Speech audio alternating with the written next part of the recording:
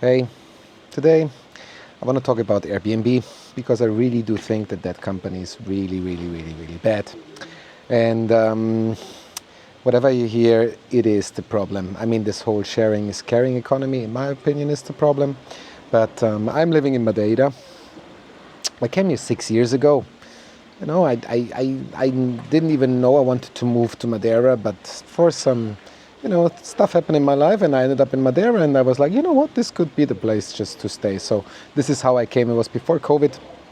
And and then actually came COVID. And during that time, I used Airbnb, funny enough. But what I did is, there was not so many options back then because I wanted to stay in Madeira.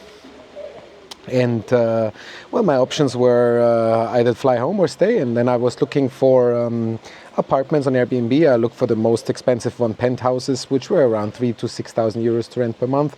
And I wrote one and I said, guy, I'll give you 1,000 euros per month and say yes or no. And he said yes, so I moved there.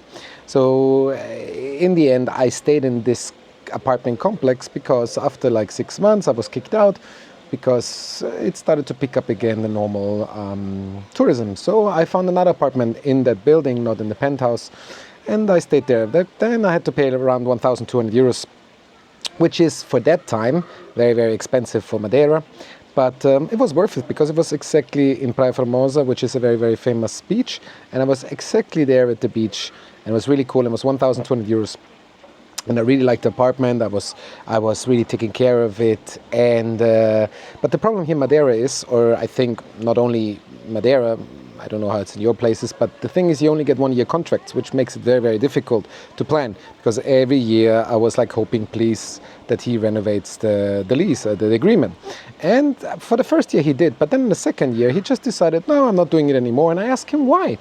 And he said, yeah, he needs to renovate it. And then I found out that when you're longer than 3 years in the apartment, something like that, then it's more and more difficult for him to kick you out. And he can only raise the price for 5%. And the only way for him to get out of this is just basically saying, hey, I'm going to renovate it, and So then, a couple of months later, I wrote him and said, and how is the renovation going? He said, good. And I said, hey, can I have it back? How much would it be? And he said, yeah, right now it's 2,700 euros to rent. 2,700 euros to rent. So mine was 1,200 at that time, and then 3 months later he wanted 2,700. There you see. But his plan was not to make Airbnb at all. This wasn't his plan. His plan wasn't to rent it long term. His plan was to make Airbnb because I have still friends there. And last time I passed there, I saw the AL. So here in Madeira, I think it's in Portugal, it's called alojamento local, and only those can have this kind of businesses. So that means that there is like a short-term rental. And so I was kicked out and was really sad because of a fucking Airbnb. And so I moved to another apartment, and we got kicked out there again. And this is another AL. And now I'm in this next apartment building here. And we are living here, I think we are for how many parties? I think it's 80 parties, like 80 flats. And I'm pretty sure 15 of those are normal renters like us, and the rest 65 is Airbnbs. And like, for example, in the floor that I'm living, it's 3 apartments, and I'm the only one that really lives here, and the other one. And in this sense, I really tell you, Airbnb is the problem. Don't think that it's not. Everybody tells you it's not the problem of the housing crisis. Yes, it is. Everything gets more and more expensive because of these guys. It is this way. I'm sorry, I don't believe any other person is, no, it's not.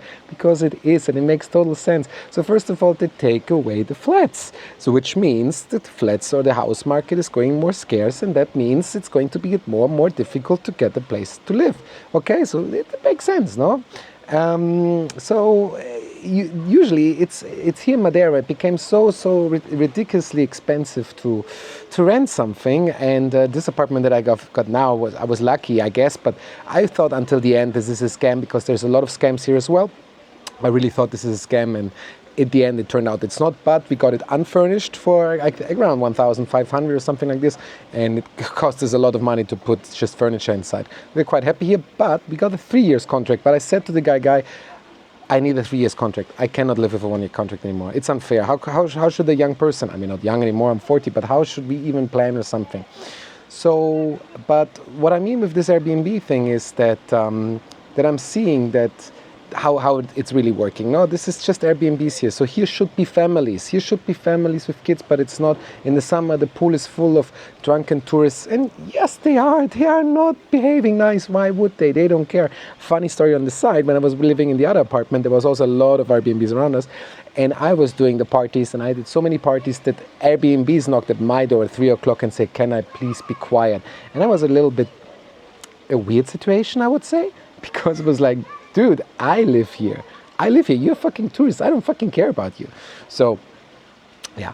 And the next problem is with this is that most of the tourists that do Airbnb, they for example, another problem here in Madeira is they rent a car. And Madeira has a huge problem with rent-a-cars right now, like a huge. It's way too many. I heard a figure around 35,000 euros. I don't know if it's true or not, but it is ridiculous. And if you go to all these places, these famous places they've been here before, it's crazy to see how many people, how many cars there are right now. So basically, so who wins? First of all, the ones that own apartments, which already have money. Most of them have 2, 3, 4 apartments, of course. I know people who have 40 apartments and all of them are Airbnbs. So only the richer get rich. That's the first thing.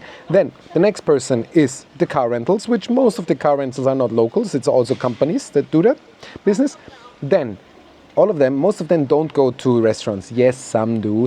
It's not really true that not all, but most of them stay at home because it makes more sense to stay at home and cook. And so the big supermarkets win, which is basically, again, some big companies. And who wins in the end? Nobody. I'm sorry. And because the funny part is I studied sociology in Vienna. And there was one part that I really liked was social studies in tourism. And there was the case that, for example, the problem with Airbnb is like, let's take an Italian street, like a typical Italian street. It was like this. Down is this small negozi, the small shops where there was the shoemaker and there was the bread maker and then there was the butcher and so on, yeah? So, and above it were the flats where the people were living.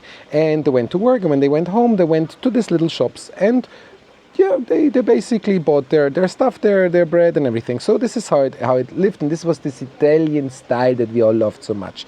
Okay, and then came then came the idea of Airbnb. Hey, why not? Why not rent it much more money? Because, hey, we can make much more money. So, with time, the people that actually lived there went out, and the people that were in the apartments were all tourists. So they loved it. Oh, it's so Italian. I love it. But they never went buying in there. So what happened? The people who had the stores had to go.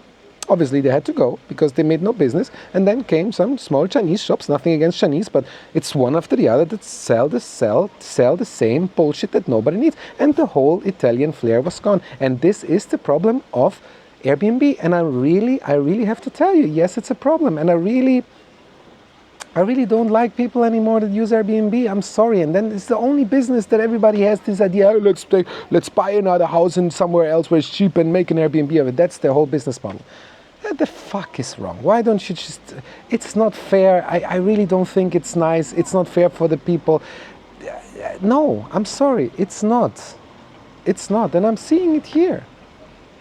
It's crazy. Oh, I have money. First thing I'm doing is I'm buying more houses. I'm making more cars because, tourists are going to pay triple, quadruple price of a normal person. But what's with all the normal persons?